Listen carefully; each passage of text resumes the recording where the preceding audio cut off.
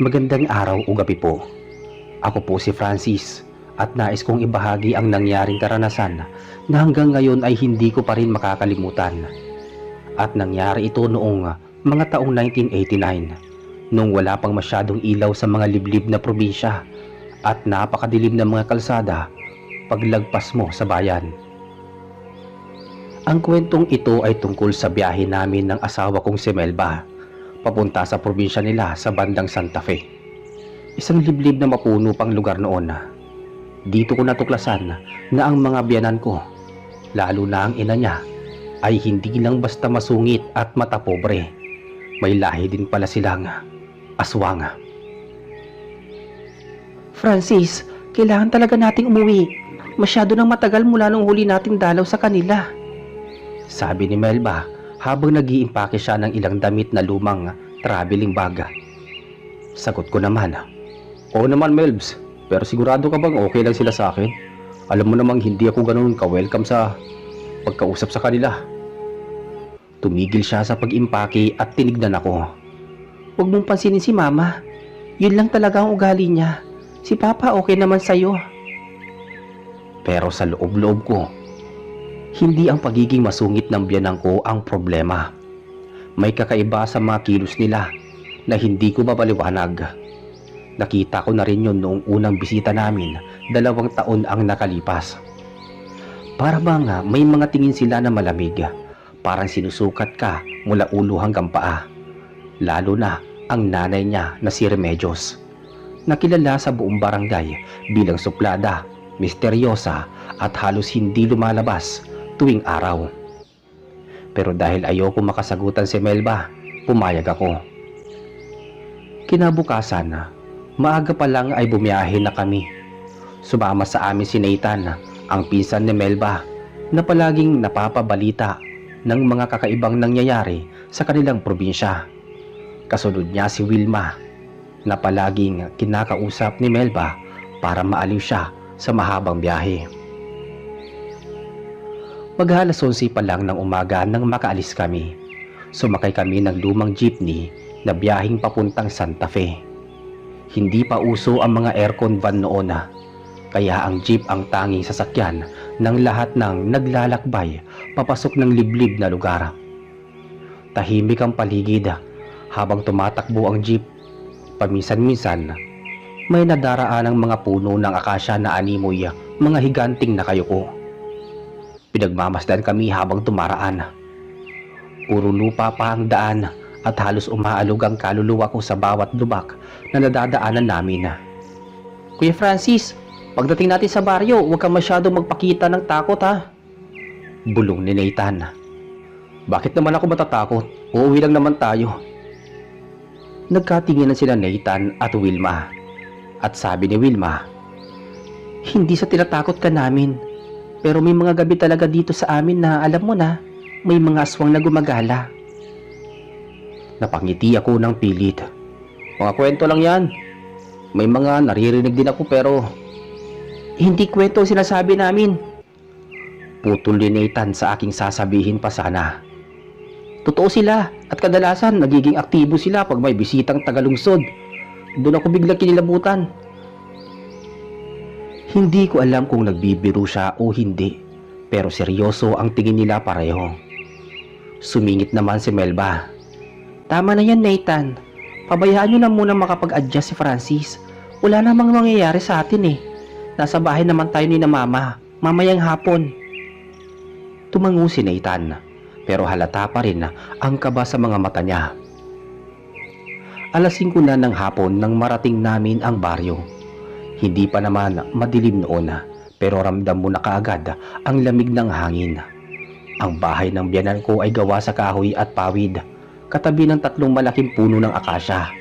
Sa likod nito ay malawak na palayan at sa di kalayuan ay makikita ang bundok na tinatawag daw nilang Burol ng Hilot. Pagbaba namin, nakita ko kaagad si Remedios na nakaupo sa duyan sa may Teresa. Hindi siya nakangiti. Tulad ng dati, parang nanlalamig ang mga mata niyang nakatitig sa amin. Ma, nandito na po kami. Sabi ni Melba. Hindi siya sumagot Tinignan niya lang ako mula ulo hanggang paa. Ilang segundo siyang hindi kumurap. Saka siya nagsalita, mabagal at malamig. Ikaw na naman, sabi niya. Parang nanlaki ang aking sikmura sa pagkabigla. Pero ngumiti ako. Magandang hapon po, Neremedios. Hindi siya ngumiti pabalik. Tumalikod lang at pumasok sa bahay. Lumapit naman si Wilma sa akin at bumulong. Pasensya ka na. Hindi talaga pala kaibigan niyan si Mama eh. Pagdating ng hapunan, sabay-sabay kaming kumain. Tahimik ang lahat.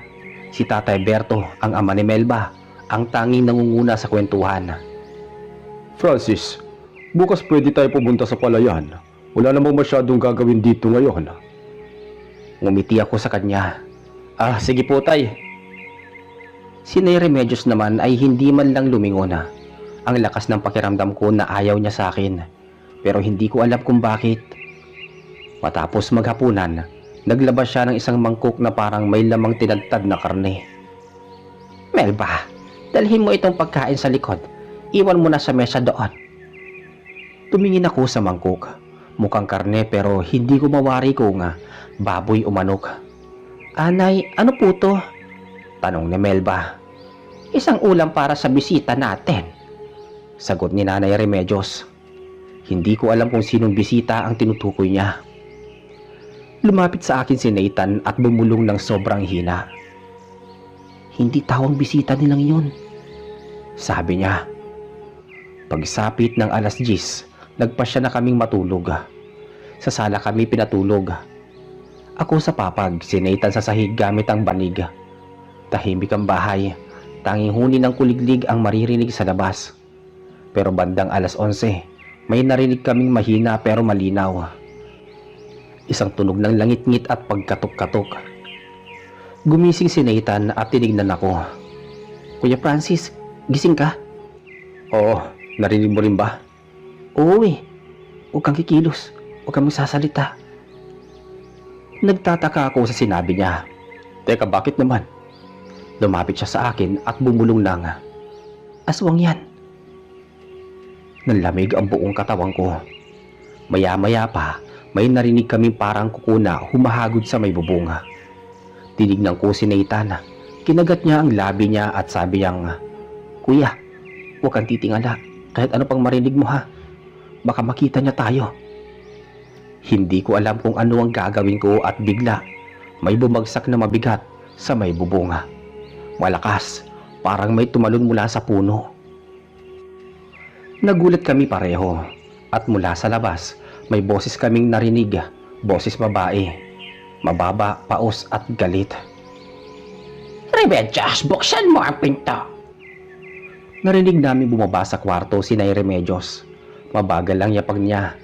Hindi namin siya nakikita pero ramdam namin papunta siya sa pinto. Nathan, sino yon? Tanong ko. Umiling siya. Hindi ko alam ang pangalan pero hindi yan tao, kuya. Nanginig ako sa sinabi ni Nathan. Sa may kusina, narinig naming tumigil si Nanay Remedios saka siya nagsalita. Mamaya ka na. May bisita kami. Hindi ka pwedeng lumapit ngayon. Sumagot ang boses mula sa labas. Amoy ko siya, Remedios. Amoy na amoy ko ang dugo niya. Sabi nito. Ako yun ha. Ako ang tinutukoy nila. Nagpigil ako ng hininga. Parang biglang nanigas ang mga paa ko sa takot. Si Nanay Remedios sumagot ulit. Umuwi ka na. Pero ang boses niya sa labas ay biglang lumakas. Halos parang nagiging hayop. Sumagot naman ang kausap niya. Gutom ako. Gutom na gutom ako. At doon nagsimulang manginig ang buong dingding ng bahay. Nanlaki ang mga mata ko nang marinig kong binuksan ni Nanay Remedios ang bintana. Hindi ang pinto ang pagbukas niya. Nakarinig kami ng paggapang parang may gumagapang na mabigat. Papasok yun ng bahay. Sabi ni Nathan, Kuya, huwag kang lilingon. Huwag kang titingin. Pero hindi ko nakontrol ang sarili ko. Dahan-dahan akong tumingin sa may kusina. At doon ko nakita ang mga kuko. Mahahaba, Nangingitim, parang kuko ng paniki pero mas makapal. Dumungaw sa bintana ang isang mukhang hindi tao. Babae pero mahaba ang dila, halos kulay uling ang balat at pulang-pula ang mata. Tumingin siya ng diretso sa akin at ngumiti. Napamura ko ng mahina. Halos mabulong na lang talaga. Francis! Sigaw ni Melba mula sa kwarto. Narinig niya ang kaluskos. Tumakbo siya papunta sa sala. Nakita niya akong nakatingin. Francis, huwag kang titingin. Sigaw niya. Pero huli na. Ang nilalang sa bintana ay nakanganga na. Kita ko ang matatalas niyang ngipin. Parang pangil ng aso pero doble ang haba. Lumapit si Melba at hinila ko palayo. Si Nanay Remedios naman ay sumigaw. Umalis ka na. Hindi ka pwedeng pumasok dito. Nagalit ang nilalang at biglang pumailan lang ang isang mahabang hagisbis sa huni. Parang sigaw ng batang nahihila sa gubat. Humaba pa ang nakakatindig balahibong huni mula sa labas. Parang mahaba't pigil na sigaw na hindi mo alam kung tao ba o hayop ang pinanggagalingan. Niyakap ako ni Melba at hinila palayo sa bintana. Si Neta naman ay mabilis na kumuha ng kahoy mula sa tabi ng papag para inaasahan niya na talagang susubok na pumasok ang nilalang. Sa may kusina, nakita kong biglang umatras ang nilalang. Bumigwas siya pabalik sa dilim pero hindi siya tuluyang nawala. Ramdam namin na nasa paligid pa rin siya. Tumayo si Nanay Remedios sa may bintana. Huminga ng malalim at marahan niyang isinara ang kahoy na takip. Babalik pa yan. Hindi pa tapos yan. Mahina niyang sabi. Hindi ko alam kung para iyon sa amin o sa sarili niya. Pero dama ko ang tensyon sa boses niya. Tumingin siya kay Melba at pagkatapos ay sa akin. Hindi ako makagalaw. Nanginginig pa rin ang duod ko. Lumapit si Nathan kay Remedios. Tita, bakit nandito na naman yung nilalang na yon? Hindi ba dapat nasa kabilang baryo yan lumilitaw? Hindi agad sumagot si Nanay Remedios. Pumikit siya para bang may iniisip na malalim. Saka siya nagsalita, mababa ang tono. Sumusunod siya sa dugo. May naamoy siyang bago. Sabi ni Nanay Remedios. At alam kong ako ang tinutukoy niya. Pinaupo kami ni Melba sa sala. Tahimik ang buong bahay. Pero ramdam namin ang ingay ng mga kuliglig at hampas ng hangin sa labas. Parang mas malamig ang gabi habang tumatagal. Francis, okay ka lang ba? Tanong ni Melba. Tumango ako pero halata ang panginginig ng kamay ko. Melbs, ano ba talaga yun? Bakit parang kilala ni... Hindi ko na natapos ang sasabihin ko nang magsalita ulit ang aking kausap na si Nanay Remedios. Hindi mo na kailangan malaman ang lahat. Basta sundin nyo na lang ang sasabihin ka. Hindi ko alam kung matatakot o magagalit ako. Pero hindi ako makapagsalita dahil mas nangingibabaw ang kaba sa dibdib ko. Umupo si Wilma sa tabi ni Nathan. Nagmula at halatang hindi mapakali. Si Mama kasi, madalas niyang kausap yung nilalang na yon, lalo na pag may dumarating na hindi taga rito. Sabi ni Wilma. Nanlaki ang mata ko. Kausap? Tumango si Wilma. Oo, hindi mo lang naririnig dati kasi hindi ka pa nakakadama ng panganib dito. Pero Francis, hindi ordinaryo ang baryo namin. Simula pa noon, may kasunduan na rito. Agad bumulaslas si Nathan. Wilma, huwag ka masyadong magsalita. Bakit Nathan? May karapatan si Francis na malaman ng panganib. Sabi ni Melba. Delikado kung mali ang masabi natin eh. Sabi naman ni Nathan. Dito tumikhim si Nanay Remedios. Sapat na yan. Ako na ang magsasalita. Tumahimik kaming lahat. Umupo si Nanay Remedios sa harapan namin. Ang liwanag lamang na nagmumula sa gasera ang nagsisilbing ilaw sa may sala. Kaya halatang halata ang bakas ng edad sa mukha niya, pati ang matatalim niyang mata na tila nakasilip ng hindi nakikita ng karaniwang mata ng tao. Bago pa kayo ipanganak, may nilalang na tumingin-tingin sa baryo na ito. Hindi namin alam kung paano nagsimula, pero matagal na kaming may kasunduan. Napalunok ako. Anong klaseng kasunduan? Tumingin siya sa akin. Hindi galit, hindi rin mabait. Para sinusuri lang niya kung handa na ba akong marinig ang katotohanan. Mula noon, kapag may dumadalaw na hindi taga rito, hindi dapat lumapit sa kanila ang nilalang. Basta may konting pagkain kami na hinanda tuwing gabi. Yung nasa may mangkok kanina? Tanong ko naman. Tumango siya. Pero ngayong gabi, masyadong maaga siyang dumating at masyado siyang gutom. Dagdag pa nito. Bakit naman siya masyadong gutom? Tanong ni Nathan. Dahil may kakaiba sa amoy ng dugo ng bisita natin ngayon. Napatingin silang lahat sa akin.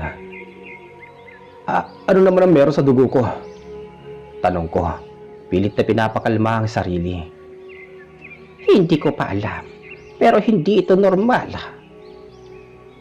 Hindi ko alam kung ano ang ibig niyang sabihin, pero ramdam kong hindi iyon biro.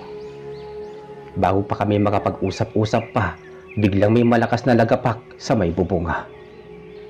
Napatayo kaming lahat. Yun na naman siya, sabi ni Nathan. Nagsimulang gumapang ang ingay sa bubunga, mas mabigat kaysa kanina. Parang may gumagalaw na hayop na mabigat. Tunog na halos sumisira sa lumang kahoy. Francis, dito ka, sabi ni Melba. Hinila niya ako palapit sa kanya. Si Nanay Remedios ay lumapit sa altar sa gilid ng sala. Kumuha siyang na maliit na bote na parang may langis. Wilma, sindihan mo ang isa pang gasera, utos niya. Agad tumalima si Wilma. Nanginginig pa ang kamay. Sa labas naman may narinig kaming mababang tawa. Boses babae, matinis, parang natutuwa. Remedios, ayoko ng pagkain mo, gusto ko siya, sabi nito. Hindi ko kinaya at napasabunot ako sa aking buhok. Melba, bakit ako? Bakit ako ang gusto niya? Hindi sumagot si Melba, pero mahigpit niya akong hinawakan. Makalipas ang ilang segundo, huminto ang ingay sa may bubunga. Tahimik, sobrang tahimik. Para bang naghihintay ang lahat ng bagay sa paligid. Tapos sunod-sunod na pagkalabog. 3 beses mabagal. Wala ni isa ang gumalaw. Umalingaw-ngaw ang boses niya. Francis, naririnig mo ba ako? Nanlamig ang dugo ko. Hindi ko alam kung paano niya nalaman ang pangalan ko. Lumapit si Nanay Remedios sa pinto at sumigaw. Humayo ka! Hindi ka pwedeng pumasok sa bahay na to! Sumagot ang nilalang, mas galit. May karapatan ako. May kasunduan tayo. Walang kasunduan kung buhay ng tao ang kukunin mo, sagot ni Nanay Remedios. At biglang may malakas na kalabog sa pinto. Para bang sinipa ito ng ubod ng lakas. Napatras kaming lahat. Tumingin si Nanay Remedios sa amin. Hindi ito titigil hanggat hindi niya nakukuha ang gusto niya, sabi ni Nanay Remedios.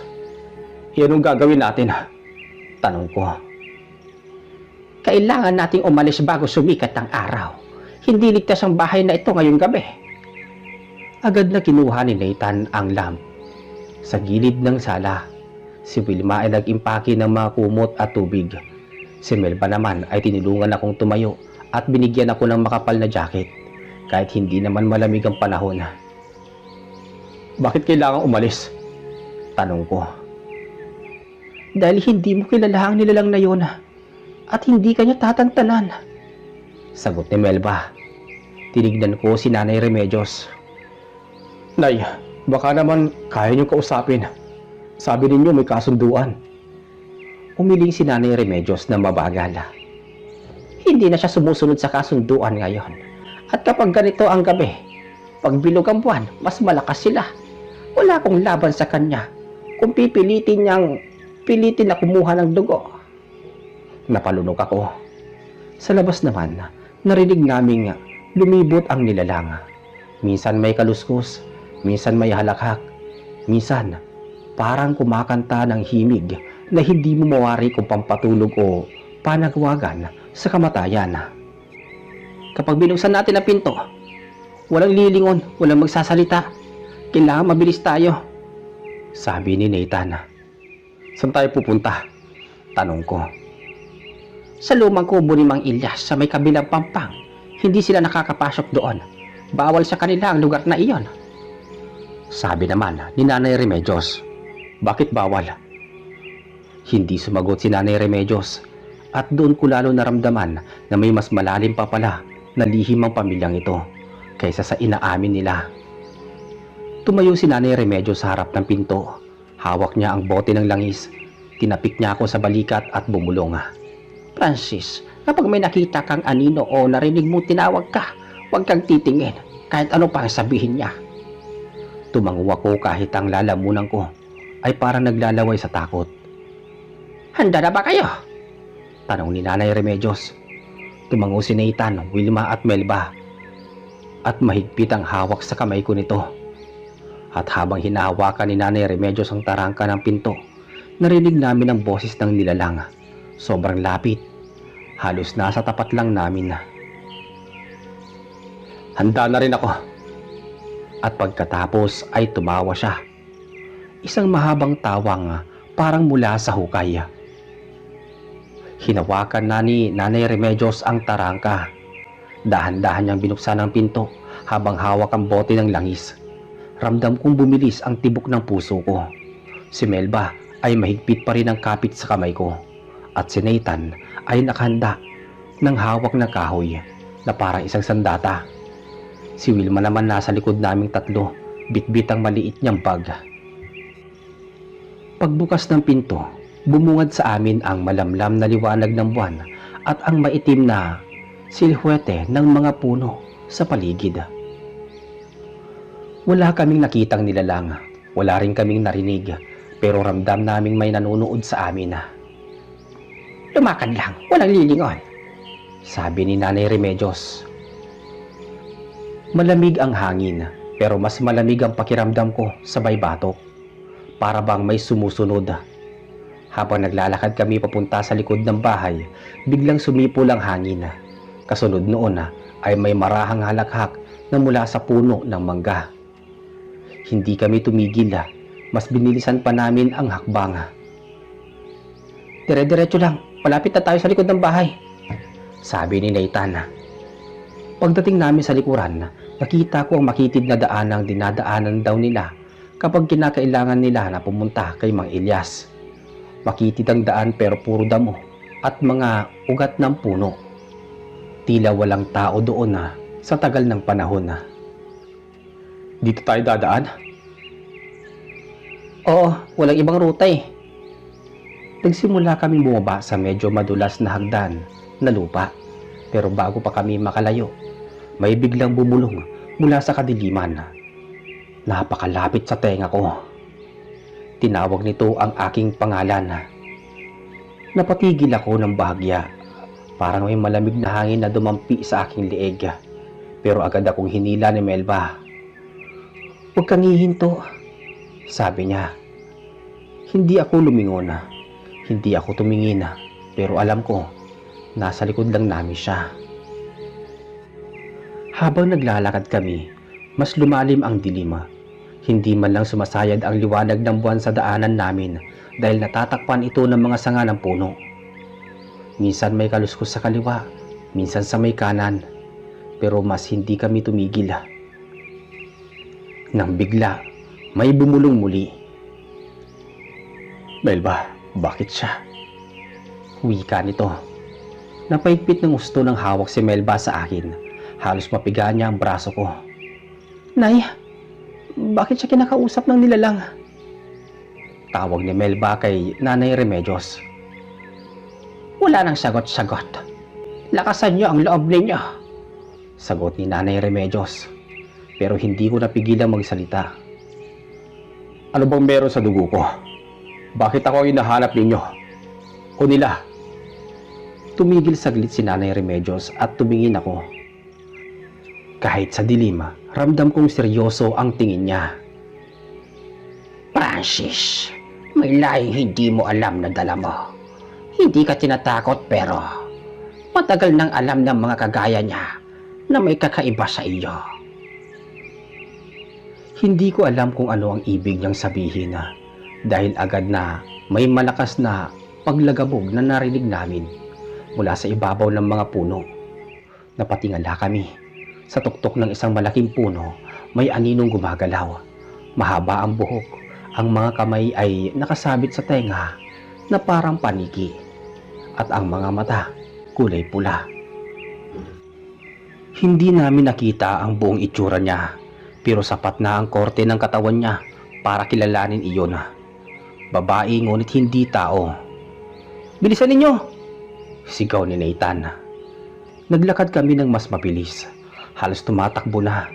Narinig namin ang tunog ng mga sanga na nagbibitakan sa lakas ng paggalaw ng nilalang sa ibabaw namin. Para siyang sumusunod sa amin mula sa taas. Hindi na ako nagtataka kung bakit ayaw nilang umuwi ka dito. Bulong ni Wilma sa likod namin. Hindi ligtas para sa'yo, Francis. Pagkalipas ng ilang minuto, bumungad sa amin ang ilog. Maliit lang ito pero kailangan naming tawirin.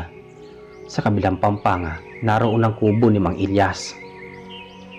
Malapit na tayo, sabi ni Nathan. Nakatayo kami sa gilid ng tubig nang biglang huminto si Nanay Remedios. Tumingin siya sa paligid. Para bang may nararamdaman siya na hindi namin nakikita. Hindi siya bababa sa tubig, pero pwede siyang tumingin mula sa taas. Wika niya. Nagkatinginan kami. Tumawid na kayo. Ako ang huling tatawid. Utos ni Nanay Remedios. Unang tumawid si Nathan pagkatapos si Wilma. Ako naman ang kasunod. Si Melba naman nasa likod ko. Pero habang nasa gitna na kami ng ilog, biglang may nalaglag na malaking bagay mula sa taas. Tumilapon ng tubig pataas. Francis! Sigaw ni Melba. Halos mawala ako sa balanse sa lakas ng bagsak. At mula sa likod namin, may boses na umalingaw-ngaw. Galit na galit. Hindi ka makakatakas. Francis, huwag kang titingin. Sigaw ni Nanay Remedios. At doon ko napagtanto, hindi sa taas nang galing ang boses, kundi sa mismong paligid ng ilog. Pagdating namin sa kabilang pampanga, sinalubong kami ng amoy ng tuyong dahon at usok. Maliit lang ang kubo ni Mang Ilyas. Lumang kahoy, may bubong na pawid at may mga lumang anting-anting na nakasabit sa labas. Pagdating namin, agad na binuksan ni Nathan ang pinto. Pasok, bilis! Sabi niya. Pumasok kami isa-isa. Ako ang nasa gitna, si Melba ang nakahawak pa rin sa akin. Pagkapasok ni Nanay Remedios, mabilis niyang sinara ang pinto at nilagyan ng kahoy na panangga. Sa wakas nakahinga na ako ng kaunti, pero hindi ibig sabihin ito ligtas na kami. Kasi nang tumingin ako sa bintana, may dalawang pulang mata na nakasilip mula sa dilima. Nagkatinginan sina Melba at Nathan, Wilma at Nanay Remedios, habang patuloy na umiihip ang malamig na hangin mula sa labas ng lumang kusina. Ramdam ni Melba na may gumagalaw sa ilalim ng sahig. Parang may humahaplos na mga huko sa kahoy. Hindi niya na alam kung guni-guni lang ba o talagang may umaaligid sa kanila. Umiling si Nathan, pilit na nagpapakatatag pero halatang kinakabahan. Relax lang, Melba. Baka daga lang yan. Pero napatingin si Wilma sa kanilang tatlo. Halatang may alam pero ayaw sabihin ng diretso. Hindi yun daga. Marahan niyang sinagot at pabulong pa. Hindi na yan humihinto simula pa kagabi. Umusan si Nanay Remedios palapit sa maliit na mesa sa kamarahang inilapat ang kamay sa ibabaw ng kahoy. Kung ayaw mong tumigil, mamaya ka sa akin. Biglang gumalaw muli ang nasa ilalim. Mas mabilis, mas malakas. Para bang may nagingit-ngit. Napatras si Melba sa gulat. Nay, ano yan? Sigaw niya. Ngumiti si Nanay Remedios pero hindi iyon ngiting pampalubag loob. Hayaan nyo yan. Bahagi yan ng bantay ng pamilya. Natutuwa lang yan dahil may bisita. Maya-maya pa, tumahimik ang paligid. Kinabukasan bago pa sumikat ang araw, tahimik na naghanda ang mag-asawa. Hindi na sila kumain, hindi na nagsalita. Si Wilma ang nag-abot ng maliit na telang kulay abo kay Melba. Isabit mo sa bag ninyo. Proteksyon hanggang sa makalayo kayo rito. Pagkalabas nila ng bahay, hindi na lumingon pa. Itong si Francis at Melba, takot siyang makita muli ang nilalang o ang aninong naghihintay sa likod ng mga puno. Tinawag sila ni Nanay Remedios bago tuluyang umakyat sa may jeep. Francis, Lumingon siya kahit ayaw niya. Nakatayo si Remedios sa may pinto ng bahay, hawak ang rosaryo at bote ng langis. Iho, kapag narinig mo ulit ang boses niya, huwag kang sasagot. Tumango naman ito. Opo, Nay.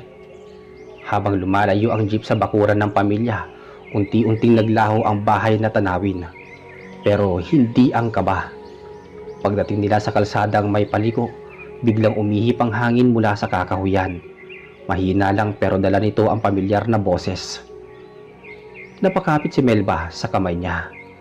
Huwag kang sasagot. At hindi na siya sumagot. At sa kauna-unahang pagkakataon mula nang dumating sila, unti-unting nawala ang hangin hanggang sa tuluyang tumahimik ang paligid.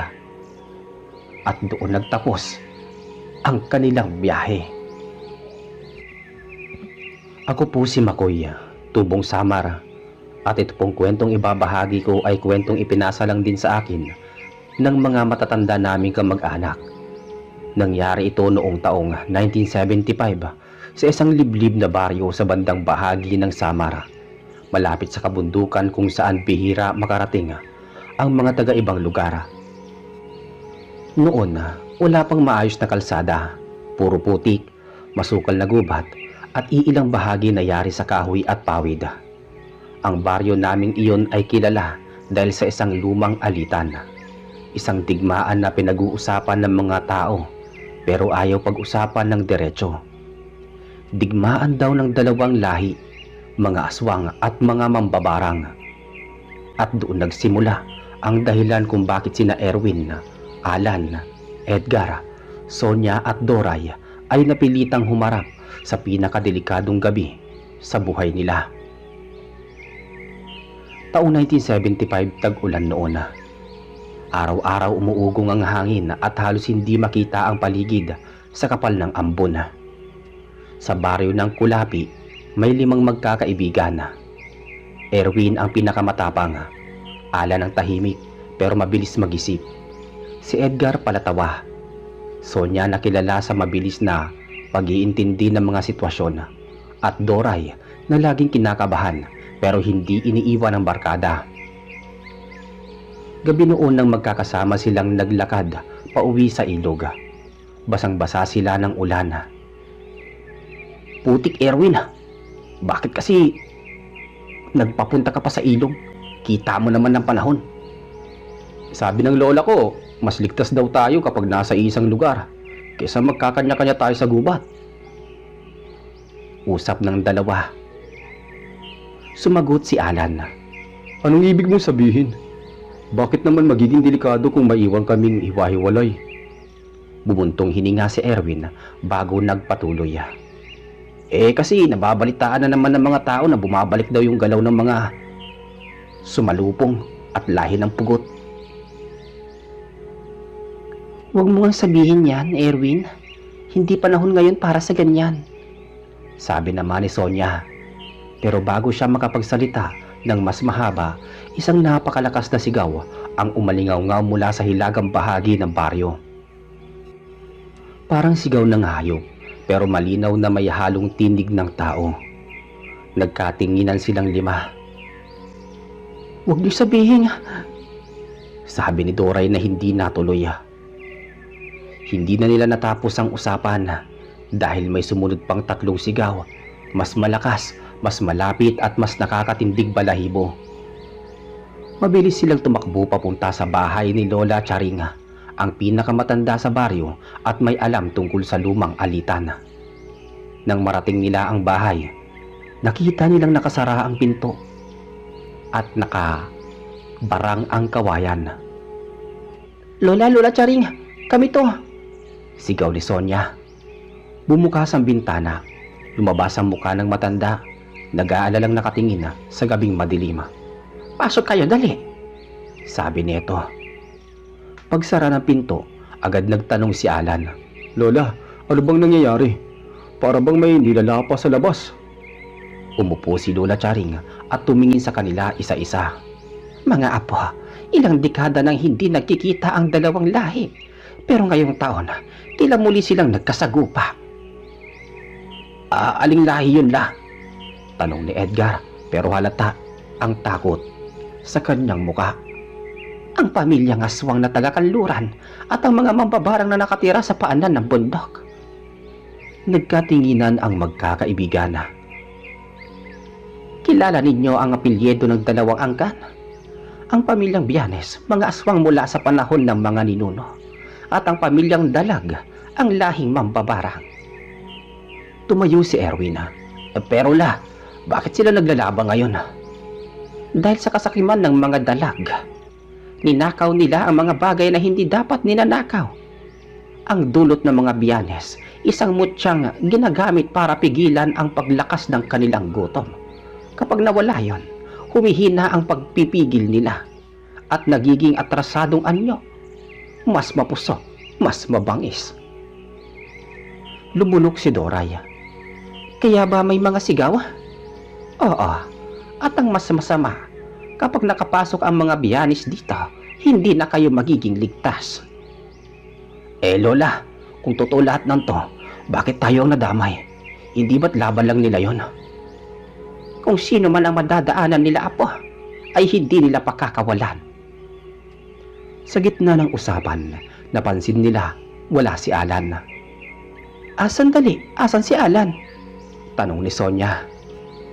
Naghanap sila sa loob ng bahay, sa likod, sa ilalim ng mesa, sa maliit na silid, pero wala silang nakita. Lumapit si Erwin sa pintuan. Sarado pa rin ang kandado. Di siya makakalabas ng ganun-ganun lang. Pero bago niya matapos ang salita, may gumalaw sa may bubong. Parang mabibigat na yapak ng hayop. Parang may gumagapang. Erwin, hindi ako mapakali. Bulong ni Sonia. Biglang may bumulong mula sa labas. Mahina, boses ng lalaki. Erwin, tulungan niyo ako. Teka, si Alan yun ah. Sabi ni Edgar. Pero may sumunod na tunog. Hindi na boses ng tao. Isang pag-angil, isang halinghing na parang nababatak ang laman. Hindi yan si Alan. Mga apo, pag narinig ninyo ang kaibigan ninyo sa gitna ng kadiliman, hindi nyo siya nakikita. Siguradong hindi yan. Huminga ng malalim ang matanda. Huwag kayong maniwala dahil ginagamit ng mga aswang ang boses ng mga nawawala. Sa labas naman, may kumalabog.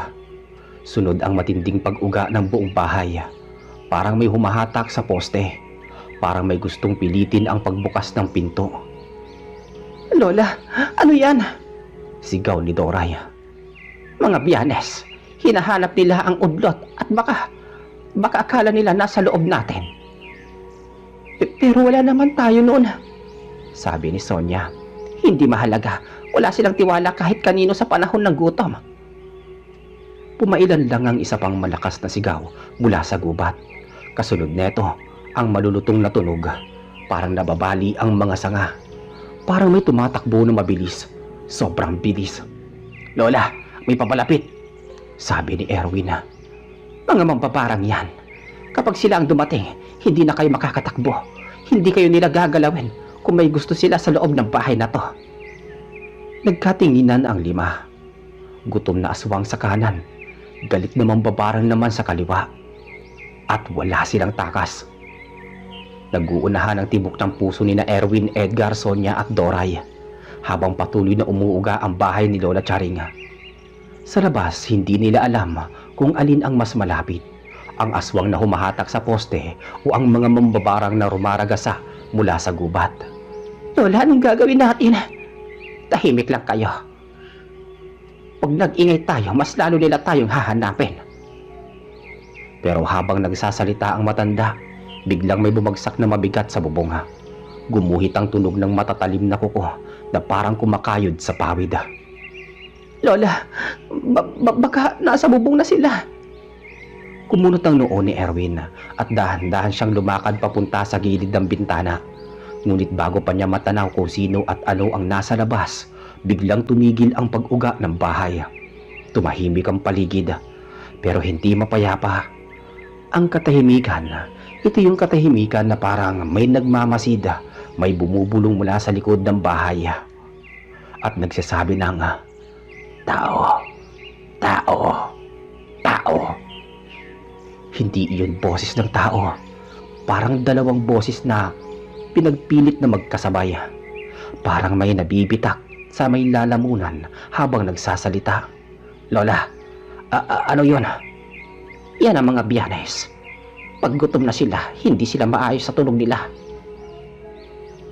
Maya-maya, may dalawang mabilis na kaluskos sa damuhan.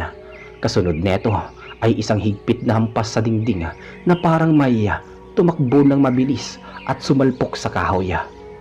Napaatras ang apat pati na si Lola Charing. Hindi sila aalis la? Tanong ni Erwin. Hindi, dahil may sakit sa hangin. May dala ang mambabarang na nagpapasama ng loob ng mga aswang. Sa gitna ng tensyon naman na biglang bumukas ang maliit na bintana sa kusina. Hindi nila iyon binuksan. Erwin, merong kamay. Sabi ni Sonia. Isang maitim, mahabang braso ang unti-unting pumasok. May matatalim na kuko at balat na parang tuyong dahon. Tila nagpipilit makapasok. Kumakapit sa gilid ng bintana habang pumupunit ang pawid. Umatras kayo, utos ng matanda. Kinuha ng matanda ang isang lumang bote na may kulay dilaw na likido. Nang sumilip ang ulo ng nilalang sa bintana, maliit na mata, patulis na nguso, at ngumiti na puno ng matutulis na ngipin. Ibinuhos niya ang laman ng bote sa braso nito. Nag-usok ang balat ng aswang. Napapasigaw ito.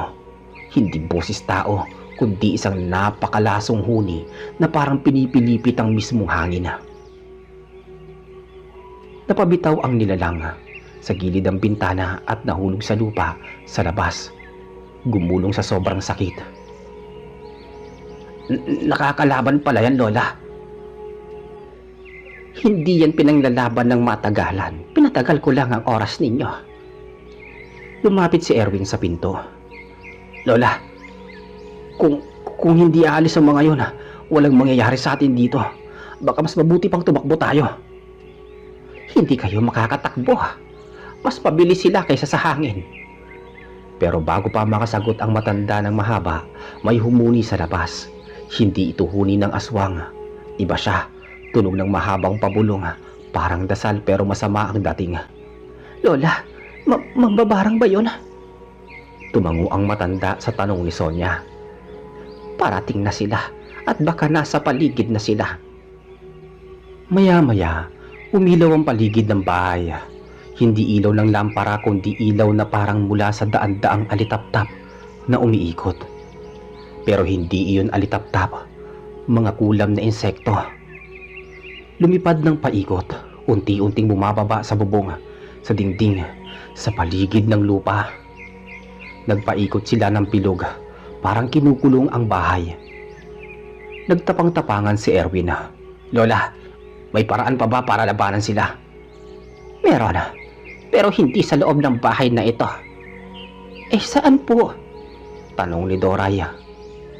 Tumingin ang matanda sa labas. Sa lumang kubo sa likod ng punong nyog. Doon nakalibing ang huling udlot ng mga Biyernes. Pag nakuha natin yan, pwedeng tumigil ang mga banggaan nila. Ibig mo sabihin, nasa labas ang kailangan natin? Oo, ganun na nga. Umikot ang tingin ni Erwin sa apat niyang kasama. Kung hindi tayo gagalaw, dito rin tayo mamamatay. Maya-maya may kumalubog ulit mula sa bubong. Kasunod nito, isang mahabang bitak sa kahoy. Bukas na! Bubuksan na nila! Sigaw ni Edgar. Lola, anong gagawin namin? Tinignan sila ng matanda. Kailangan niyong lumabas. Kahit sa likod lang. Sa madilim na bahagi ng bakuran. Huwag kayong mag-iingay. Huwag kayong titingala. Huwag kayong tatakbo sa liwanag. Diretso kayo sa kubo. Paano kay Lola? Tanong ni Erwin. Ako ang aalalay. Ako ang haharang sa kanila. Hindi na sila nakaangal. Pumutok ang bubong. Bumukas sa malaking butas at lumitaw ang dalawang dilaw na mata na walang puti. Kumikislap sa gutom. Takbo na! Sigaw ni Erwin. Binuksan niya ang likurang pinto. Sabay-sabay silang 5. Paglabas nila, ang una nilang nakita ay isang pares ng mata. Maliit, mapula, nakatitig sa kanila mula sa ilalim ng punong nyog. At may humaplos sa lupa. Hindi tao, hindi hayop, kundi isang napakaliit na nilalang na may sandamakmak na insekto sa palad. Kamusta, mga bisita? At doon nagsimula ang pinakaunang hakbang ng mga bata sa gitna ng digmaan ng dalawang lahi. Lumapit ang 5 magkakaibigan sa lumang kubo sa likod ng punong nyog. Ang kubo ay yari sa kawayan at pawid. Halata ang pagkasira sa mga hangin at ulan ng nakaraang taon. Pero may kakaibang liwanag sa loob, parang may bumubuslot na liwanag mula sa lupa mismo. Erwin, sigurado ka ba dito? Bulong ni Sonia. Wala na tayo ibang pupuntahan. Dapat lang natin subukan. Sagot ni Erwin. Pumunta si Edgar sa gilid. Tinignan ng paligid. Parang may gumagalaw sa anino, pero hindi ko makita kung ano. Wala na tayong oras. Halina, baka lumabas sila ulit. Lumapit sila sa pinto ng kubo. Nang itulak ni Erwin, bumukas ito ng may ingay. Nagkalat ang mga tuyong dahon sa may sahig. Sa loob, halata ang mga lumang kagamitan ng mga ninuno ng Biyernes. Isang maliit na altara, isang banga na may natuyong likido, at sa gitna ay may nakalibing na maliit na kahon na puno ng lumang gamit at itim na tela. Doon sa gitna, doon nakatago ang udlot. Kailangan nating makuha agad bago dumating ang mga mambabarang at aswang. Sabi ni Lola Charing. Umupo si Sonia sa gilid ng kahon. Pinagmasda ng takip. Erwin, ikaw na lang ang magbubukas. Baka may sumpaw anong paman. Kumuha si Erwin ng malalim na hininga at dahan-dahang binuhat ang takip. Biglang bumula ang kanyang muka. Halos hindi makahinga. May nakasulat dito sa lumang papel. Parang mga salita na hindi maintindihan, pero ramdam mo ang init at parang humihinga sa ilalim ng kahon. Agad na inabot ni Lola Charing ang kamay niya. Huwag kang matakot, Erwin. Kaya ninyo yan. Sabay-sabay tayo. Sabay nilang binuhat ang kahon. May naramdaman silang malamig na hangin na biglang sumalubong sa kanila. Parang may dumaan ng mga anino sa paligid ng kubo. Ano yun? Tanong ni Edgar. Mga mambabarang. Nararamdaman nila na hawak ninyo ang udlot. Darating sila sa loob ng ilang sandali. Kung nakaligtas tayo sa una, baka hindi na sa pangalawa. Hindi nagtagal, may kumaluskos sa labas ng kubo. Malakas, mabilis, at parang may sumasalakay sa hangin. Biglang may tumama sa pinto ng kubo, kaya muntik nang matumba si Doray. Erwin, dalhin mo ang udlot sa labas. Ako na naman ang haharang sa kanila. Bibigyan ko kayo ng oras sa pangalawang pagkakataon. Sabi ng matanda. Kumapit si Erwin sa kahon at tumakbo palabas. Kasabay neto, bumukas ang bubong ng kubo at ilang matatalim na kamay ng aswang ang muling sumulpot. May kasunod na humalinghing na tunog mula sa gubat. Ang mga mambabarang na may daladalang itim na usok sa palad. Nakakakaba naman. Bulong ni Sonia. Sinusubaybayan si Erwin habang tumatakbo siya sa may dilim patungo sa malawak na bakuran. Pumasok sa gitna ng liwanag ang apat na kaibigan.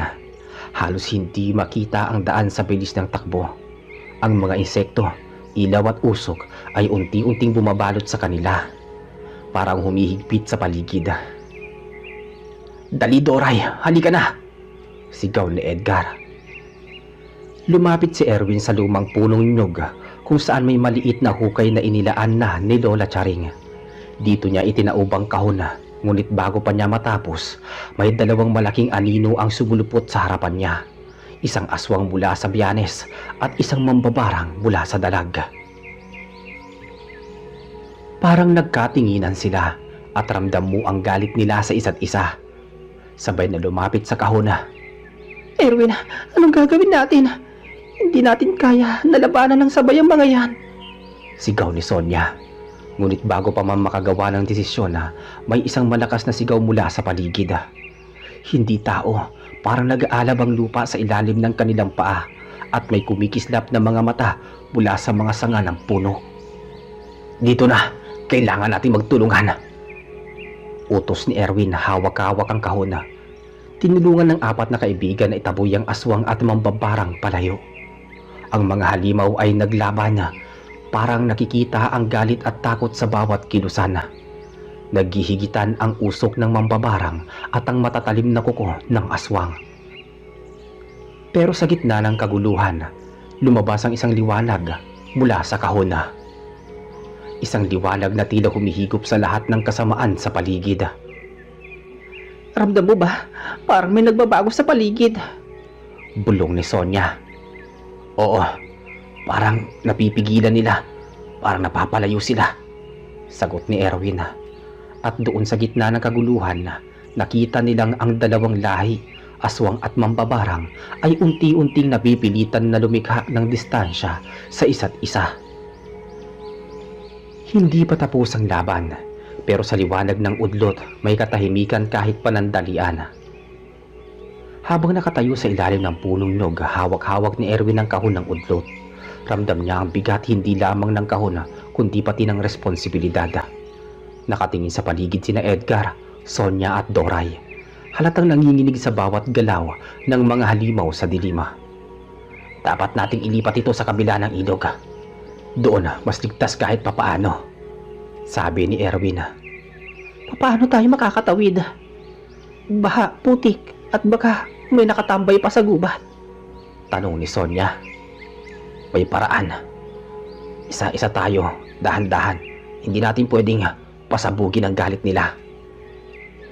Kinuha naman ni Edgar ang isang lumang tangke ng langis na natagpuan sa kubo, na pinaglagyan nila ng apoy at ginawa nilang pansamantalang liwanag sa paligid. "Parang tanging liwanag lang ang pwede makapigil sa kanila sa ngayon," bulong ni Edgar.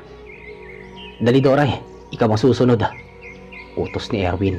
Hawak-hawak ni Doray ang tali ng kahon. Dahan-dahang tinutulak pasulong habang tinitignan ng bawat anino na gumagalaw sa gilid ng bakuran. Biglang may humalakhak mula sa gubat. Maliwanag na mapula ang mata ng aswang na sumusunod sa kanila. Kasunod ang maiitim na usok ng mambabarang na tila umaaligid sa kanila. "Hindi tayo pwedeng huminto," sabi ni Erwin. "Kaya natin to. Dahan-dahan lang." Habang tumatawid sila sa maliit na tulay, nadama ni Sonia ang malamig na hangin na parang humahaplos sa kanyang leeg. Erwin, ano yun? Tanong niya. "Usok ng mambabarang. Kapag malapit na tayo sa ilog, mawawala ang kanilang lakas," sagot ni Erwin. Pagsapit nila sa gitna ng ilog, napansin nila ang tubig na tila kumikislap sa dilim. Dito hinawakan ni Edgar ang kahon at sinimulang itulak sa kabilang pampang. Biglang may lumitaw na isang malaking anino sa gitna ng ilog. Mukhang aswang, mas malaki at mas mabagsik kaysa sa nakita nila sa kubo. "Edgar, lumayo ka!" sigaw ni Erwin. Ngunit bago pa man sila makagalaw ng husto, may sumulpot sa likod nila. Isang mambabarang, isang matandang babae na may itim na usok sa may kamay. Humakbang siya sa gilid ng ilog. Tila ba sinusubukang abutin ng kahon. Doray, hawakan mo! Utos ni Erwin. Pilit nilang sabay na hinihila ang kahon patungo sa pangpang, habang ang aswang at mambabarang ay nag-aalitan sa kanilang likuran. Biglang may sumabog na liwanag mula na naman sa kahon. Isang matinding liwanag na tumatagos sa dilim. Ramdam nilang humihina ang mga halimaw, para bang natabunan ng liwanag ang kanilang galit at lakas. Dali, malapit na tayo sa kabilang pampang, sabi ni Erwin. Pinilit nilang dalhin ang kahon hanggang sa makatawid sila ng buo. Pagkatawid nila, ramdam nilang biglang napatahimik ang paligid. Walang aswang, walang mambabarang. Tila ba naglaho ang lahat sa kadiliman. Tuloy na ba tayo? Tanong ni Doray na nanginginig pa rin. Hindi pa. Kailangan pa nating dalhin ang kahon sa ligtas na lugar at hindi natin alam kung sinusubaybayan pa ba tayo. Sagot naman ni Erwin. Naglakad sila sa gilid ng ilog, papunta sa maliit na kubo na ginamit ni Lola Charing bilang panlaban. Sa bawat hakbang, damang-dama nila ang kaba at ramdam ang pagbigat ng digmaan sa paligid nila. Pagdating nila sa ikatlong maliit na kubo ni Lola Charing sa kabilang pampang, agad nilang inilagay ang kahon sa loob, sa gitna ng sahig na may matibay na kahoy. At nagulat sila nang makita nila doon ang matanda na naiwan kanina sa pangalawang kubo. Tito, ligtas na sa ngayon. Pero hindi pa tapos ang laban. Kailangan nating maghanda. Paano, Lola? Nagtatakang tanong ni Sonia at iniisip niya kung paano nakapunta ang matanda nang ganoon kabilis sa ikatlong kubo niya. May paraan para itaboy sila, pero kailangan natin gamitin ng lupa at apoy. Ako ang gagawa rito, pero kailangan ko rin ng tulong ninyo. Tulong sa ano, Lola? Tanong naman ni Doray halatang natatakot. Ang pagbuo ng harang. Magkakaroon tayo ng 3 linya. Apoy sa harap, lupa sa gilid, at sigaw ng mga dasal para pilitin silang umatras. Kinuha ni Erwin ang ilang tuyong kahoy at pinaglagyan ng langis, habang si Edgar at Sonia naman ay nagtulong maghukay ng maliit na kanal sa paligid ng kubo. Ang maliit na kanal ay magsisilbing bitag para sa mga susunod na lalapit na halimaw. Parang kakaibang pakiramdam ko, bulong ni Sonia. Parang may nakamasid sa atin sa bawat galaw natin dito. Wala na tayong oras para sa takot.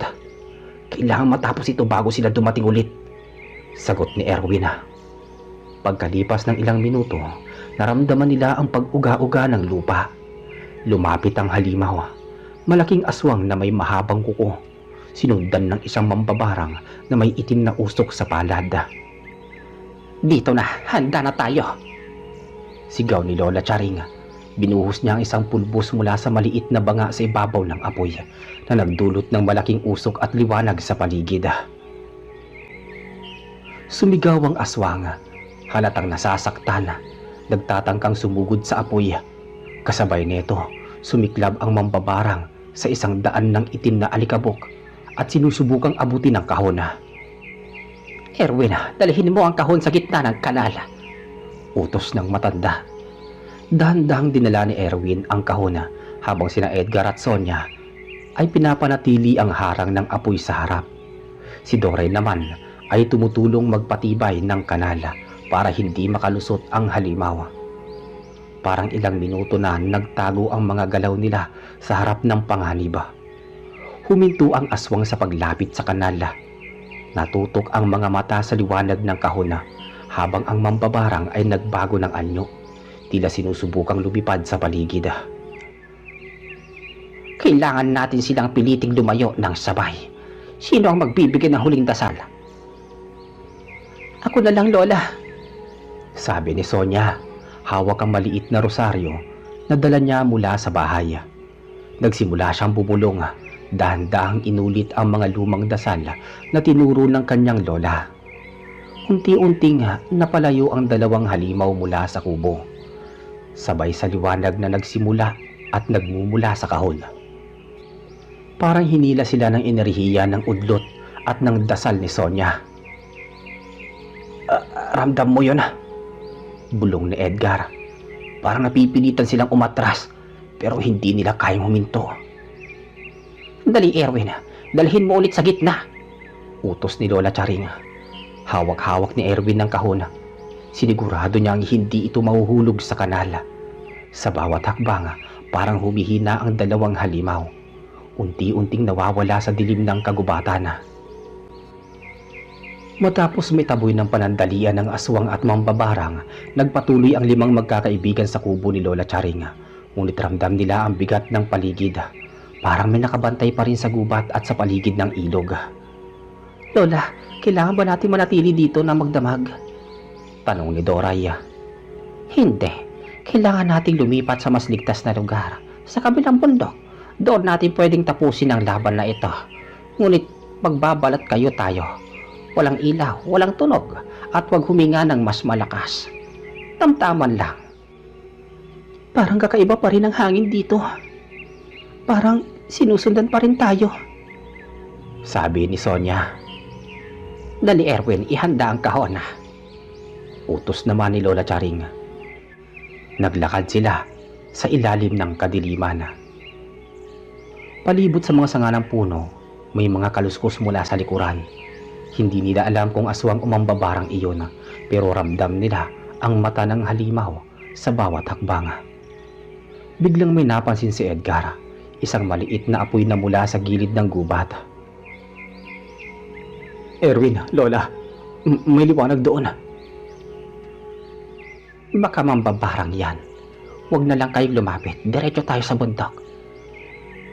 Habang naglalakad sila sa putik, nadula si Doray. Napasigaw siya. Agad siyang hinawakan ni Erwin. Salamat, Erwin. Halos di ko na kaya, sabi niya. Kita mo yun? Parang may anino na sumusunod sa bawat galaw namin, sabi naman ni Sonia. Hindi lang kayo nakikita, ramdam nyo din, sagot ni Erwin habang pinipilit dalhin ang kahon. Pagdating nila sa mabatong daan papunta sa bundok, tumigil si Lola Charing. Dito tayo magpapahinga sandali. Kailangan nating planuhin kung paano natin matatakasan ang mga halimaw kung magkakahiwalay tayo. Mas lalakas ang galit nila. Paano natin gagawin yon? Tanong ni Edgar. Dahil sa liwanag ng kahon at dasal ni Sonia, kaya natin silang pigilan. Ako at si Erwin ang haharap sa kanila kung lalapit sila. Kayo, manatili kayo sa likod at bantayan ang paligid. Habang nag-aayos ng paligid, ramdam ni Sonia ang malamig na simoy ng hangin na parang dumaraan sa ilalim ng lupa. Lola, ano yun? Parang may sumasayad sa paa namin. Itong bundok na ito, may espiritu din. Pero hindi sila laban sa atin. Sila'y proteksyon kung alam nating gamitin. Maya-maya biglang may kumaluskos mula sa puno sa gilid. Isang maliit na nilalang, halatang hindi tao. Ang lumabas, may itim na balahibo at mapulang mata. Huwag kayong lalapit sa kahon, bulong neto. Ito ba, Lola? Parang gusto din nila na kunin ang kahon, pero parang gusto din nilang tulungan tayo, sabi ni Erwin. Nakatingin sa kakaibang nilalang. Oo, Erwin. Dapat natin silang pakinggan. Hindi yun basta lusubin. Ngayon, kailangan natin gumawa ng plano para sa susunod na hakbang kung papaano maipapalayo ang aswang at mambabarang ng tuluyan at ligtas ang kahon. Sa bundok, naglatag ng maliit na kampo sina Erwin. Pinag-aralan nila ang kahon ng udlot at ang liwanag neto na tila nagbibigay ng pansamantalang proteksyon laban sa aswang at mambabarang. Dapat nating malaman kung papaano nila sinusundan ang liwanag. Hindi sila basta-basta lalapit kung alam nilang delikado sa kanila, sabi ni Lola Charing. Parang may naririnig akong kaluskos sa likod, bulong naman ni Sonia. Doon tayo maghihintay at magbabantay, sagot ni Erwin. Kung may susubok lumapit, kami ang haharap. Kayo ang magbabantay sa paligid. Hindi naglaon may mahinang ilaw mula sa gilid ng bundok. parang mata ng halimaw na sumisilip sa dilima. Aswang yata yun ha. Dapat ba tayong umatras? Hindi. Kung umatras tayo, malalapit sila sa kahon. Dapat magpakita tayo ng lakas sa pamamagitan ng liwanag at dasal, sabi ni Lola Charing. Sabay silang lumapit sa kahon. Humakbang si Sonia sa harap at inikot ang rosaryo sa paligid nila habang binubulong ang lumang dasal. Ang liwanag mula sa kahon ay tila lumakas kasabay ng dasal. Bigla namang may sumulpot na anino mula sa gilid ng bundok. Isang aswang na mas malaki kaysa sa nauna na nakita nila sa kubo. Kasunod nito ang isang mambabarang na may itim na usok sa palad ulit. Parehong huminto ng ilang metro ang layo. Tila ba nahihirapan sa liwanag at dasala. Ramdam mo yun?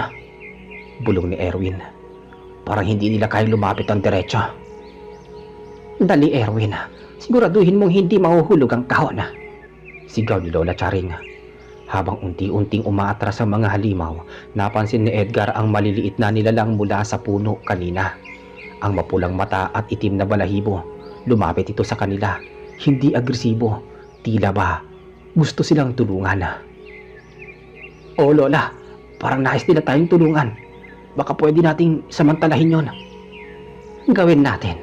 Kailangan nating patibayan ang liwanag sa paligid at gamitin silang gabay para sa susunod na hakbang. Doon natin pwedeng iligtas na mailipat ang kahon sa pinakamalalim na bahagi ng bundok. Dahan-dahang pinangunahan ng maliit na nilalang ang 5 magkakaibigan sa makipot na daanan sa bundok. Halos hindi nila makita ang daan sa dilim, ngunit ramdam nilang may proteksyon sa paligid dahil sa presensya ng nilalang. Hindi pa rin sila sumusuko, bulong ni Sonia. Parang hinihintay nila ang tamang pagkakataon. Dagdag pa niya. Walang problema. Basta sundin natin ang daan at ang liwanag ng kahon. Makakaabot tayo sa ligtas na lugar, pero dapat lagi tayong handa sa anumang galaw nila. Sa bawat hakbang, ramdam nilang unti-unting humihina ang galit ng aswang at mambabarang. Ngunit hindi pa tapos ang laban. Ang bundok ay puno ng anino at bawat tunog ay maaaring hudyat ng panganib. Maya-maya pa, maghanda tayo sa huling hakbang. Kapag nasa bitag na sila, lalapit tayo at sabay-sabay na gagamitin ang udlot at dasal na para hindi sila makalabas. Ginawa nila yon nang makarating sila sa tamang lugar. Ang 5 magkakaibigan na hawak ang kahon at binabantayan ang paligid. Nakaposisyon sila sa huling salpukan. Ramdam nila ang tensyon, ang bigat ng hangin at ang galit ng 2 lahi ng halimaw na tila pinipilit nilang magpatuloy sa digmaan. Dahan-dahang pinapalakas ni Sonia ang dasal habang hawak ang rosaryo at pinapatatag ni Lola Charing ang pilog na apoy sa paligid ng kahon. Si Erwin ay nakatutok sa kahon, pinipigilan itong mahulog habang nakamasid sa bawat galaw ng aswang at mambabarang sa paligid. Nararamdaman ko na parang nababahala sila. Parang hindi na nila kayang lumapit sa kahon. Bulong ni Sonia. Biglang umusog ang aswang. Sinusubukang pumasok sa maliit na bitag na pagitan ng mga bato. Tumalon ito subalit pinigilan ng liwanag ng kahon at ng harang na gawa sa apoy at asina. Kasabay neto, ang mambabarang ay lumipad sa paligid. Nanginginig sa galit, sinusubukang abutin ang kahon mula sa taas. Erwin, hawakan mo ng mahigpit. Hindi tayo pwede magkamali sa hakbang na ito. Si Doray naman ay mabilis na naglagay ng karagdagang abo sa paligid ng harang para pigilan ang mambabarang sa paglapit. Pakiramdam ko, parang nasusuklam na sila sa liwanag. Dali, Sonia, dagdagan mo pa ang dasal. Utos ni Lola Charing. Si Sonia ay mas pinalakas ang bulong habang ang liwanag ng kahon ay tila unti-unting lumalaki. Humihila sa 2 halimaw patungo sa bitag. Habang unti-unting napipilitang umatras ang mambabarang, napapasigaw ang aswang at sa wakas, ang katawan nito ay napasok sa bitag sa pagitan ng mga bato. Hindi na ito makalabas at ang galit nito ay ramdam pa rin sa hangin. Tapos na ba? Tanong ni Edgar. Hindi pa. Kailangan natin siguraduhin na hindi na sila makalabas at makakasabotahe sa atin muli. Sa tulong ng maliit na nilalang na nakilala nila kanina, ipinakita nila ang tamang direksyon para manatili sa bitag ang aswang at mga mambabarang. Ang nilalang ay naglakad sa gilid ng patag. Nilimitahan ng paggalaw ng mambabarang at siniguradong hindi makalapit sa kahon. Parang gumagalaw sila pero hindi nila kontrolado ang sarili. Parang hinihila sila ng liwanag at ng dasal. Bulong ni Erwin. Dali, lahat tayo hawakan ng kahon. Panatilihin ang liwanag at dasal at manatiling kalmado. Sigaw ni Lola Charing. Matapos ang ilang minuto ng tensyon, naramdaman nilang humina ang galit ng enerhiya ng dalawang halimaw. Ang aswang ay nanatili sa bitag at ang mambabarang ay unti-unting nawala sa paligid. Tila bumalik sa kanyang anyo ngunit wala ng lakas na sumunod. Hindi ko pa rin mawari. Parang hindi nila makakalimutan ang liwanag na iyon at hindi rin nila kayang saktan tayo ngayon. Bulong ni Sonia. Ngayon, kailangan nating planuhin ang susunod na hakbang. Hindi pa tapos ang digmaan, ngunit napipilitang umatras ang mga halimaw. Kailangan nating ilipat ang kahon sa pinakailalim sa bahagi ng bundok. At siguraduhin hindi na ito masusundan pa ng sunod na laban. At nagawa nga nila ang bagay na yun. Pagkalipas ng ilang oras, habang nakaupo sa gilid ng kuweba, nag-usap-usap ang limang magkakaibigan. Hindi man sila nakangiti, ramdam nila ang ginhawa at katahimikan. Ang bundok ay tila muling nagbalik sa dati nitong katahimikan, maliban sa dahan-daang huni ng mga kuliglig at hangin sa puno. Ang kaalaman at karanasan natin sa digmaan ng mga lahing aswang at mambabara ay proteksyon para sa atin at sa susunod na henerasyon. Basta lagi kayong magbantay at huwag hayaang malapit sa kahon ang sino man. Wika ni Lola Charing. Dumating ang umaga, ang liwanag ng araw ay unti-unting pumailan lang sa bundok. Pinapawi ang dilim ng gabi at nagbigay ng bagong simula. Ang aswang at mambabarang, kahit nagtago sa kadiliman ng gubat, ay hindi na muling lumapit. Pakiramdam ko, tapos na ang lahat. Bulong ni Doray, nakangiti ng bahagya. Oo, Doray, natapos ng digmaan at salamat sa liwanag, pati ng dasal at pagtutulungan natin. Buhay pa tayo at ligtas ang kahon. Naglakad sila pababa ng bundok, magkahawak kamay at tahimik. Bawat isa ay may sariling iniisip, ngunit ramdam ang sama-samang ginhawa. Sa kanilang mga puso, alam nilang may mga halimaw na mananatiling nagbabantay sa dilim. Ngunit ang pagkakaibigan, tapang at dasal ang naging sandigan nila upang malampasan ang digmaan ng mga lahing aswang at mambabarang. Pagdating nila sa baryo, sinalubong sila ng tahimik na hangin, mga alo ng ilog at mga huni ng ibon sa umaga. Ang lihim ng kahon at ng bundok ay nananatiling ligtas, at ang kwento ng digmaan ay isa na lamang alaala, isang matinding pagsubok na nagpatibay sa kanila at nag-iwan ng babala na sa bawat madilim na sulok ng mundo may liwanag at tapang na maaaring magtagumpay. Magandang araw po. Ako po si Chris. Gusto ko pong ibahagi sa inyo ang kwento ng pinsan kong si Victor noong taong 1984 nang mangyari ang pinakanakakatakot na gabi sa buhay namin sa liblib na baryo ng San Dimas.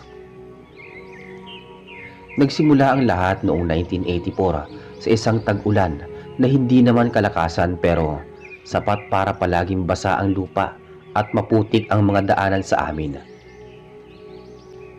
Sa San Dimas, isang baryong nasa hilagang bahagi ng Quezon Province. Para ka talagang nasa pinakailalim ng probinsya. Walang kuryente sa karamihan ng bahay. Gasera lang at gabi ay halos parang may buhay ang dilim. Sa bayong iyon nakilala si Victor, pinsan kong binata na ang trabaho ay albularyo. Bata pa lang siya ay tinuruan na siya ng lolo naming manghilot. At ayon sa matatanda, bukod sa pagpapagaling, May tiningga raw si Victor, yung kakayahang makaamoy o makaramdam kapag may hindi pangkaraniwang nilalang sa paligid. Bago magsimula ang mismong bangungot sa gabing yun, may ilang linggo na kaming nababalita sa kabarangay na may anong nilalang na umiikot sa mga kubo sa tabing gubat. 3 raw ang nakakita ng anino. Mahaba ang balikat, walang imik at mabilis kumilos. Pero ang pinakanakakabahala ay ang kwento ni Aling Nida, ang tindera ng gulay sa palengke at isa sa mga matagal nang nakatira doon. Siya ang unang pumunta kay Victor para magpasama. Chris, pakisabi kay Victor dumaan siya rito. Sabi ni Aling Nilda habang nanginginig ang kamay. May bumibisita dito sa bubong namin gabi-gabi. Si Aling Nilda ay kilala sa amin bilang prangka pero hindi sinungaling. Kasama niya sa bahay ang unika iha niyang si Nena. 18 anyos, payat at mahiyain. Ang asawa niya ay matagal nang namatay, kaya silang dalawa lang ang magkasama sa kubo. Pinuntahan ko si Victor sa bahay nila at gayang nakasanayan, nagdala siya ng maliit na supot ng mga dahon, langis, asin at isang lumang rosaryo na lagi niyang suot. Pagdating namin sa kubo nila Aling Nilda, tahimik ang paligid. Ang hangin ay parang mabigat at yung pakiramdam na parang may nakatingin sa'yo mula sa dilima. Ganun ang humahabol sa amin. Nang makapasok kami sa kubo, agad na hinarap ni Victor si Aling Nilda. Aling Nilda, ano pong naririnig ninyo gabi-gabi? Ay anak, may gumagapang sa bubong. Tapos minsan may parang umihihip sa bintana namin. Akala ko pusa, pero hindi pala pusa yon. Mabigat, parang tao. Napatingin kami kay Nena. Nakaupo, tahimik sa papag, nakayakap sa kumot. Nena, ikaw ba may nararamdaman ka? Tanong ni Victor. May kumatok po sa dingding namin kagabi, 3 beses. Yung dahan-dahan. Tapos may humihila sa pisi ng bintana namin. Pareho kami napatingin ni Victor sa isa't isa. Sa lugar naming iyon, kilala ang senyalis na yon. Hindi iyon magnanakaw, hindi iyon hayop, iyon ay aswang. Pero may kakaiba, hindi ito pangkaraniwang aswang na naglalakad lamang.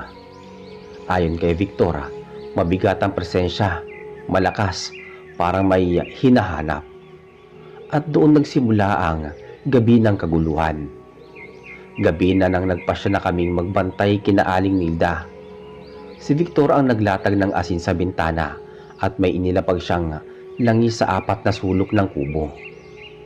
Kami naman ni Wilson, kaibigan naming karpintero, ay isa ring kababata ang nagbabantay sa labas. Si Wilson ang isa sa pinakapangunahing tauhan dito. Matapang, pero ngayong gabi, malakas ang kutob niyang may mali. Habang nakaupo kami sa bangkito sa ilalim ng mangga, maririnig mo ang mga kuliglig, huni ng palaka at mga banayad na hampas ng hangin sa mga dahon. Pero bigla nga, namilipit ang katahimikan. Parang may humigop sa lahat ng ingay sa paligid. Maya-maya pa, isang mabagal pero tiyak na paggapang ang napansin namin. Tumingala kami ni Wilson. Madilim pero may nakikita kaming anino. Mahaba ang braso at nakadikit ang katawan sa may bubong. Parang butiki. Chris, anong klase nila lang yan? Huwag kang gagalaw. Hintayin natin si Victor. Pero sa loob, narinig namin si Nena. Medyo napasigaw. Nena? Nay, may kumakaluskus na naman. Sabi niya. Kasunod nun ay 3 mababagal na pagkatok sa dingding. Hindi yung katok ng kamay. Iba, parang matulis, parang kuko. Lumabas si Victor, hawak ang langis at rosaryo. Chris, Wilson, huwag kayong lalapit. Hindi pa siya nagpapakita ng buo. Victor, nasa bubong. Sabi ko naman. Tumingala si Victor. Tumitig siya ng matagala para bang may sinusuri. Hindi to ordinaryong aswang. Iba ang lakas. Pakiramdam ko, matagal na itong nag-aabang dito. Para saan? Tanong ni Wilson. Si Victor ay hindi agad sumagot, pero tumingin siya kay Nena na nasa loob. At doon ko naramdaman ang kakaibang kaba. Parang may gusto ang nilalang sa bahay na iyon o sa taong nanduroon. Maya-maya pa ay biglang bumigat ang yapak sa may bubong. Hindi na ito pagapang. Parang tumayo na siya sa ibabaw. At doon namin nakita sa pagitan ng mga dahon ng mangga isang mahabang anino, payat pero baluktot ang likod. Tila dumadampi ang haba ng buhok sa yero habang kumikilos. Victor, lalaki ba yan o babae? Hindi ko pa masabi, pero malamang babae. Malakas ang amoy ng dugo at lupa. Victor, anong gagawin natin? Tanong ko. Dahan-dahang iniangat ni Victor ang bote ng langis. Ihanda ninyo ang sarili nyo. Hindi yan naalis kung hindi natin naharapin. Sabi niya. Bago kami nakaporma, biglang bumaba ang nilalang. Hindi tumalon, hindi kumapit. Parang dumulas pababa sa gilid ng bubong at tumayo sa lupa nang walang ingay. Tumapat siya sa ilalim ng mangga. Doon namin nakita ang muka. Babaeng payat, sobrang itim ang mata, nakausli ang mga pangil at mahaba ang dila na parang ahas. Ang buhok niya ay gusot-gusot na umabot halos sa lupa. Si Wilson ang unang umatras. Ako naman napakapit sa poste. Pero si Victor hindi gumalaw. Tinawag niya ang nilalang. Anong kailangan mo sa bahay na to? Hindi ka dito makakapasok. Sabi ni Victor. Hindi nagsalita ang babae, ngunit ngumiti, mahaba, malalim, at nakakakilabot. At sa pinakamadilim na tono na narinig ko sa buong buhay ko, nagsalita siya. Hindi ikaw ang hinahanap ko, albularyo. Tumikhim si Victor, pero hindi umatras. Kung sinena ang pakay mo, hindi mo siya makukuha. Umangil ang nilalang. Dahan-dahan siyang lumapit at sa bawat hakbang niya ay umiinit ang lupa na parang natutuyo. Matagal ko na siyang inaamoy. Panahon na. Sa puntong iyon, kahit anong tapang ni Wilson, napatras siya. Ako man, hindi na makatayo ng maayos. Parang nanginig ang tuhod ko. Pero si Victor, matatag pa rin. Wilson, Chris, lumapit kayo sa likod ko. Huwag kayong hiwalay. Sumunod kami kahit nanginginig. At bago pa man makatras, biglang nagbago ang itsura ng aswang. Parang lumaki ang katawan niya, humaba ang daliri, at tumatalsik-talsik ang laway habang umuungol. Handa na siyang sumugod noon, at sa mismong sandaling yon, mula sa malayo ay narinig namin ang mabilis na yabaga. May paparating. Isang tao. O baka hindi rin. Hindi namin alam. Hindi namin inaasahan. At doon nagsimula ang unang bakbakan sa gabing iyon. Sa gitna ng tensyon at paghingal namin sa takot, biglang huminto ang paglapit ng aswang. Nilingon niya ang direksyon na pinanggalingan ng mabilis na yabaga. Parang may takot sa mga mata niya, pero hindi niya ito ipinahalata. Lumakas ang tunog. Papalapit, hindi iyon normal na lakad. Para bang may humahampas sa lupa ng marahas. At ilang sandali pa, mula sa madilim na gilid ng puno ng mangga, may sumulpot na lalaki. Matangkad, payat, pero matigas ang tindig. Basang-basa ang damit dahil sa ambon, at may hawak siyang habak na kawayan na may nakatali pang pulang panyo. Si Wilson ang unang nakapansin na, Pre, si Mang Ernesto yun ah. Sabi niya. Tama. Si Mang Ernesto, isa sa pinakamatandang residente sa baryo ng San Dimas na halos hindi lumalabas ng bahay. Tahimik, malayo sa tao, pero kilala bilang dating tagabantay ng gubat noong kabataan niya. May mga sabi-sabi din noon na marami daw siyang alam sa kababalaghan. Huminto siya sa harap namin at tumingin kay Victor. Victor, anong ginagawa mo rito? Bakit mo hinahayaan na umabot sa ganito? Hindi agad nakasagot si Victor. Nakatingin pa rin siya sa aswang na nakatayo ilang dipa mula sa amin. Mang Ernesto, hindi na to lumalayo eh. Si Nena ang paka niya. Napatigil si Mang Ernesto. Napatingin siya sa bintana kung saan nakasilip si Nena. Maputla, kinakabahan at nanginginig sa takot. Samantala ang aswang hindi umiimik pero nakangisi. Mabagal itong humakbang paabante, halos parang nang aasar sa amin. Matagal ko na siya minaman-manan. Huwag kayong makialam. Sabi ng aswang. Umangat ang kamay ni Mang Ernesto.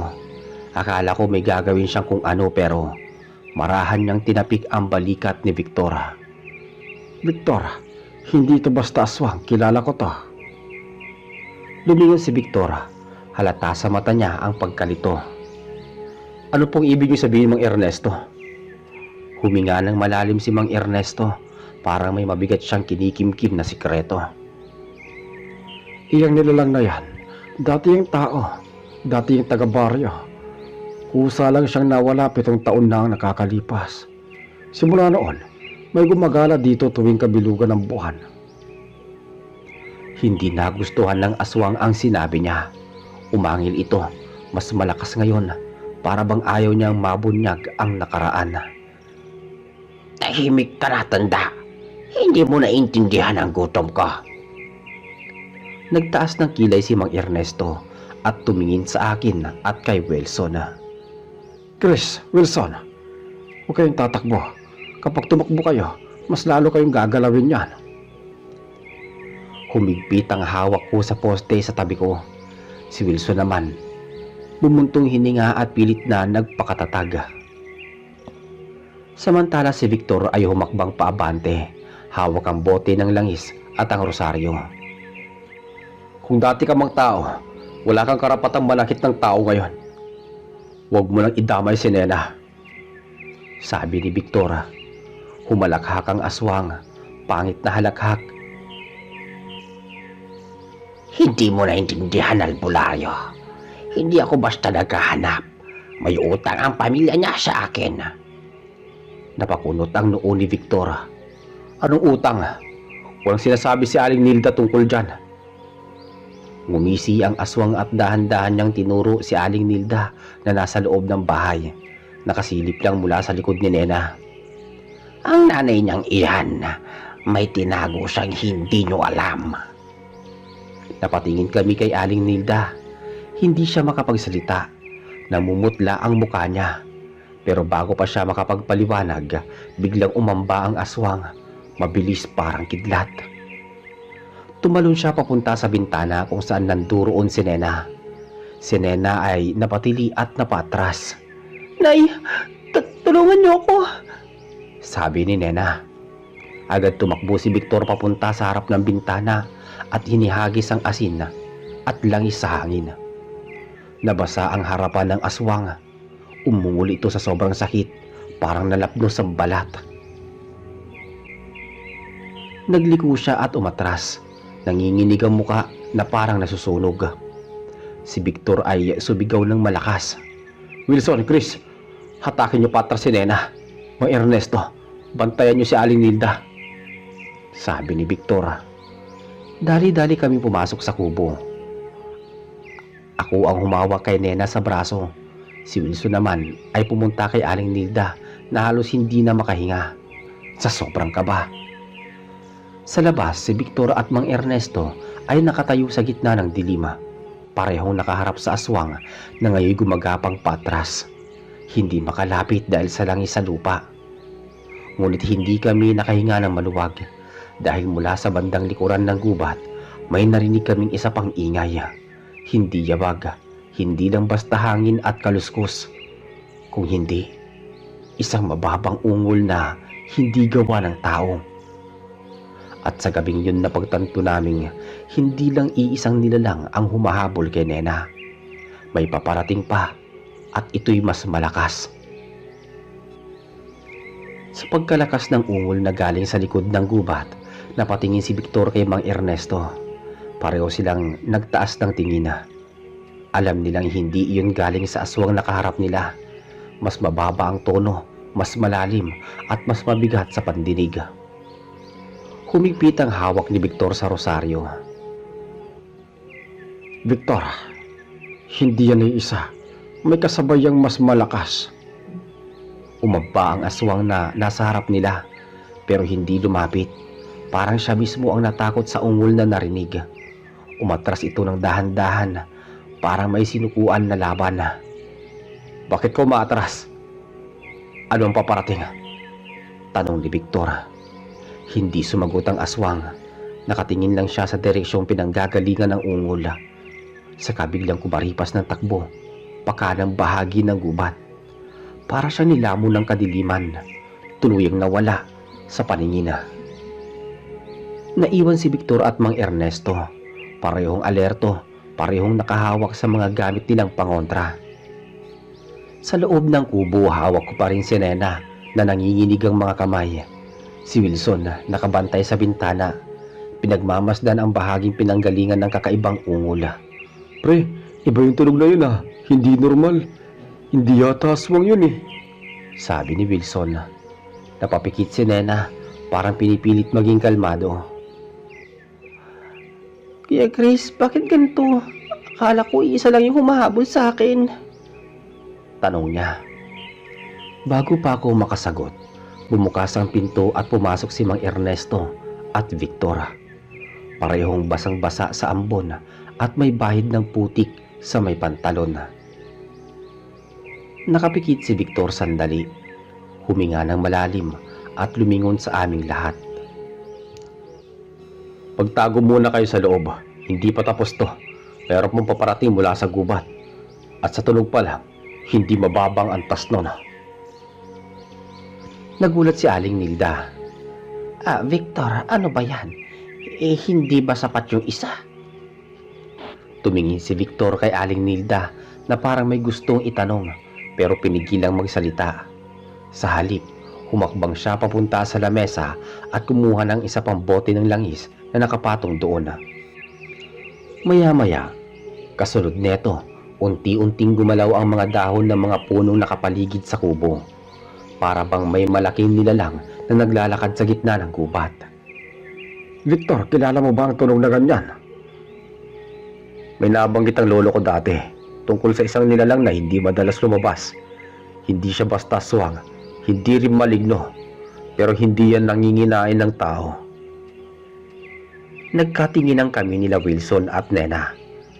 Anong klase yun, Victor? Tanong ko. Pananggalang, ibang lahi ng nilalang, karaniwang bantay ng gubat. Pero kapag umalis ang isang aswang sa teritoryo niya, sinusundan niya ito para ibalik o patayin. Sabi ni Victor. Napalunok si Wilson. Kung ganun, bakit dito papunta? Tayo ba ang punteriya? Umiling si Victor. Hindi tayong pakay. Si Nena pa rin. Napatakip ng bibig si Aling Nilda. Ano bang meron sa akin? Bakit ako? Hindi ko naman sila kilala. Sabi naman ni Nena. Doon sa sandaling yun lumapit si Mang Ernesto kay Aling Nilda. Nilda, kung ano man ang tinatago mo, kung ano man yung sinasabi mo na tungkol dati sa anak mo, panahon na. Hindi na pwedeng ilihim pa. Nanginig ang labi ni Aling Nilda. Parang pinipigil pang ibuka ang bibig niya. Pero bago siya makapagsalita, biglang yumanig ang lupa sa labas. Malakas, isang beses, at nasundan pa. Parang may napakalaking hakbang ang lumapit. At mula sa bukana ng gubat ay sumulpot ang isang anino. Mahaba, malaki. Hindi tumatakbo pero bawat hakbang ay parang may mabigat na pagbato. Kahit madilim kita naming mababa ang ulo nito, mahaba ang braso at ang balat ay kulay abo. Hindi mukhang tao, hindi mukhang hayop, para siyang nilalang na hindi dapat umiiral. Dahan-dahan itong tumingala mula sa malayo. Kumislap ang mga mata nitong kulay berde. Umungol siya ng umungol, madalas at mas malakas. At ramdam na ramdam naming lahat. Hindi ito basta kalaban, hindi rin ito karaniwang nilalang ng kadiliman. At sa gabing yon sa San Dimas, doon namin naramdaman ang pagsisimula ng isa pang labanan. Isang laban na hindi namin alam kung matatapos ng buhay o hindi. Lumapit pa ng lumapit ng dahan-dahan ang malaking nilalang mula sa gubat. Habang umaakyat ang ulo nito, mas klaro ang anyo. Mahaba ang katawan, halos kasing taas ng 2 tao, at ang balat ay parang basang putik na kulay abo. Ang mga mata nitong berde ay nakakasilaw. Maya-maya hindi gumagalaw si Victor, nakaharap sa nilalang habang hawak ang bote ng langis. Si Mang Ernesto naman ay nakapwesto sa likuran niya, handang sumalo ng biglaang pag-atake. Sa loob naman ng kubo, mahigpit pa rin ang kapit ko kay Nena. Si Wilson ay nakasandal sa poste, pinagpapawisan kahit malamig ang hangin mula sa gubat. Si Aling Nilda naman ay halos hindi makahinga, nakatingin sa malaking anino na papalapit. Mula sa labas, narinig namin muli ang ungol. At maya-maya pa, nagsalita si Aling Nilda. Victor, hindi ko na kayang itago. May tinago ako tungkol kay Nena, pero hindi ko alam na ganito ang mangyayari. Aling Nilda, ano ba yan? Sabihin mo na ngayon, baka makatulong. Nay, ano bang tinatago niyo sa akin? Hindi agad nakasagot si Aling Nilda. Tumulo ang luha niya bago siya nagsalita. Yung taong naging aswang na humahabol sa iyo kanina, hindi ko siya kilala bilang halimaw. Kilala ko siya bilang kapatid ng tatay mo. Napatigil kaming lahat. Si Nena, takang-taka habang nakatingin. Tiyo ko siya, pero patay na siya, di ba sabi niyo? Hindi siya namatay. Nawala siya 7 taon na. Pero hindi ko sinabi sa'yo dahil ayaw ko matakot ka. Ayaw ko malaman mong may kasunduan silang 2 bago siya mawala. Dumagundong ulit ang lupa sa labas. Pare, baka papasok na yan. Anong gagawin natin? Sabi ni Wilson. Lumabas si Victor ng kubo, humawak sa poste ng harapan at nakatingala sa malaking nilalang. Umuuga ang lupa at sa bawat paghinga nito. Hoy, dito ka tumingin, sabi ni Victor. Dahan-dahang tumingin ang nilalang kay Victor. Hindi ito umatake, hindi rin umurong. Parang nagmamasid lang. Hindi ka pwede pumasok dito. May mga tao rito na hindi mo dapat galawin. Victor, hindi yan umaatake para pumatay. May hinahanap yan. Kung hindi tayo papansinin, baka umalis. Sabi naman ni Mang Ernesto. Pero bago pa sila makapagdesisyon, biglang may sumipol mula sa ilalim ng lupa. Isang tunog na parang hininga. Kasunod nito ay umalpas sa madilim na anino sa likuran ng malaking nilalang. Isang anino na parang tao pero payat. Mahaba ang braso. At lumitaw mula sa kadiliman ng aswang na tumakbo kanina. Nanlilisik ang mga mata nito. Galit, gutom at nanginginig ang katawan. Nakatingin siya kay Nena pero tumingin muna sa malaking nilalang na nakaharang sa harapan. Ang malaking nilalang ay tumingin sa aswang. Ang aswang ay gumapang pababa, palapit sa lupang basa, at doon namin nakita na hindi sila magkaalyado. Parang magkalaban, parang may lumang alitan. Nag-umpisa ang mababang pag-ungol ng malaking nilalang. Sumagot ang aswang ng isang matinis na hising na parang ahas. Pareho silang nakatuon kay Nena. Pero ngayon nakatingin din sila sa isa't isa. At bago pa makapagpigil, sumugod ang aswang diretso sa malaking nilalang. Isang matinding sagupaan ang nabuo sa kadiliman. Mga bato ang lumilipad, nagyayanig ang lupa.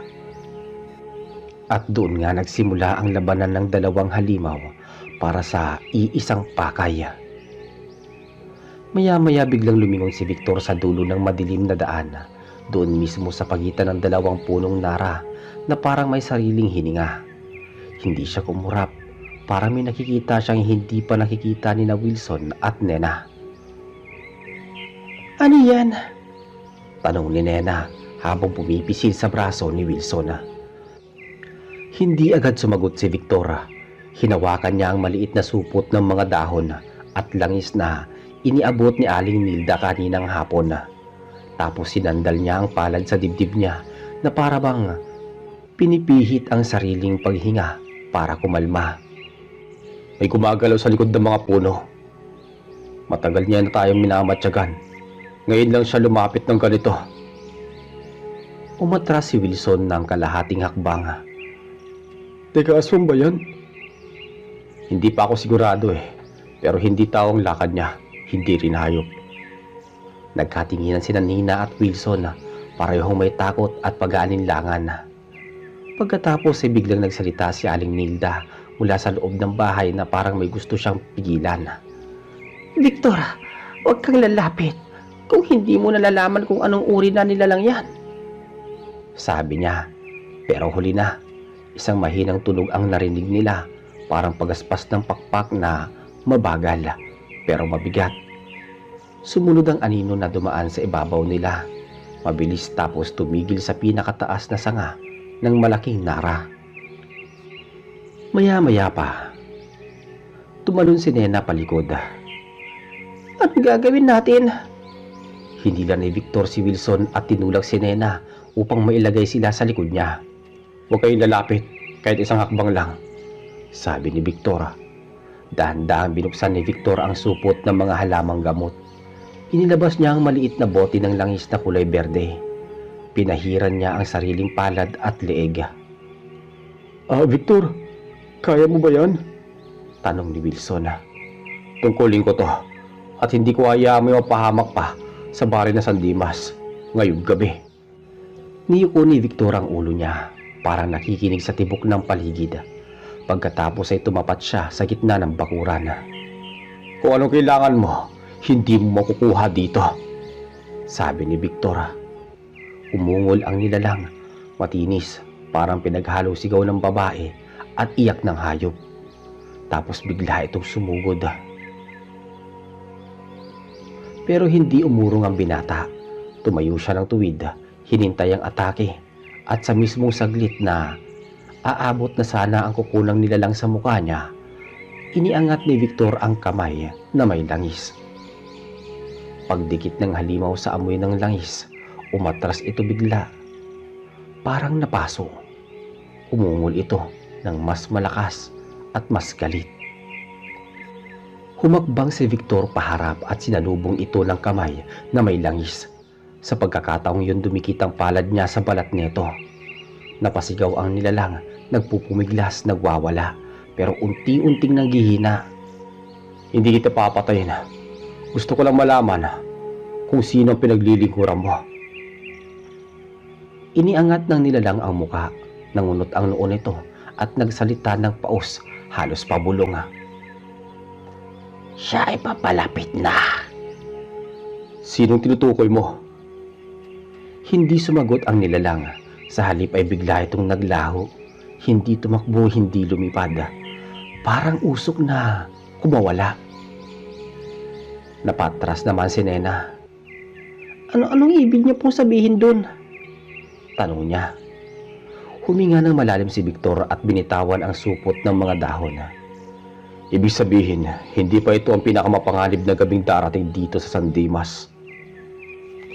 Ano pang dapat nating gawin? Tanong naman ni Wilson. Tumingin si Victor sa kalsadang patungo sa kagubatan. Meron pang isa, mas malakas. Mas matagal nang nambibiktima rito. Kailangan kong harapin bago siya sumugod sa atin. Naglakad siya papasok sa loob ng bakuran, huminto sa ilalim ng lampara at doon nagsimulang magbigay ng utos. Wilson, bantayan mo si Nena. Aling Nilda, kailangan kong isa pang bote ng langis at isa pang bagay na... Biglang umingay ang mga aso kaya hindi natuloy ni Victor ang sasabihin. Sunod ang malakas na kaluskos mula sa loob ng kagubatan, hindi na tulad ng kanina. Nandiyan na siya, ang totoong pinuno nila, sabi ni Victor.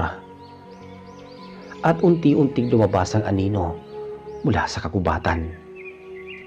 At sa bawat hakbang nito, lumalamig ang hangin sa buong paligid.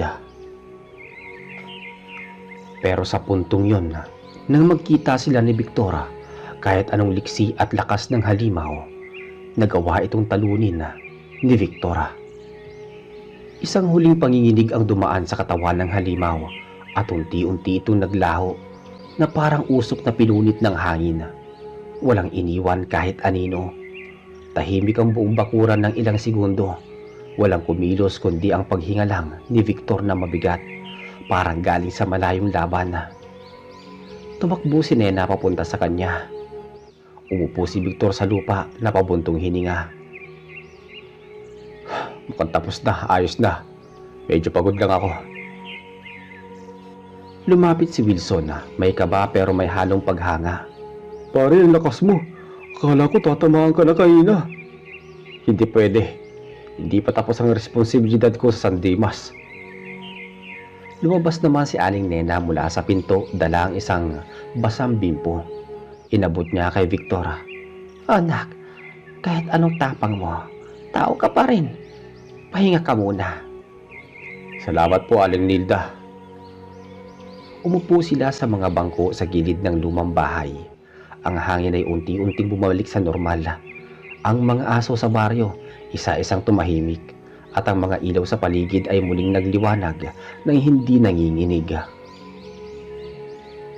Yung sinabi ng halimaw, totoo kaya yun? Na hindi ikaw ang huling haharap sa kanila? Tumingin si Victor sa dilim ng kagubatan, pero ngayon ay kumalma ang ekspresyon niya. Sa bawat baryo may gumagalang nilalang.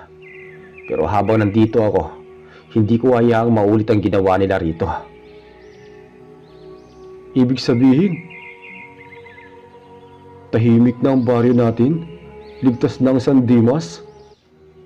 Hindi agad sumagot si Victor sa tanong ni Wilson. Tumingin siya sa lupa, tapos sa mga kaibigan niya. Sa ngayon, oo. Sagot niya. Nagkatinginan silang tatlo. Sa wakas bumalik ang katahimikan. Tumayo si Victor, nilingon ang direksyon ng kagubatan. Pero kung sakaling bumalik sila, o kung may panibagong darating, ako bahala. Ako pa rin ang haharap. Lumapit si Nena at hinawakan ang braso niya. Hindi mo kailangan mag-isa sa lahat ng yan, sabi nito. Napangiti si Victor, simple at totoo. Ganun ba? Alam ko naman yon. Kailangan ko pa rin ang kasama. Lumabas mula sa ulap ang buwan. Unti-unting nagbigay ng liwanag sa bakuran ng San Dimas. Sa pagitan ng malamig na hangin, naglakad silang apat pabalik sa loob ng bahay ni Aling Nilda. Pagpasok nila, nagsara ang pinto at ang gabi, sa unang pagkakataon na matapos ang mahabang pakikipaglaban, ay naging tahimik din.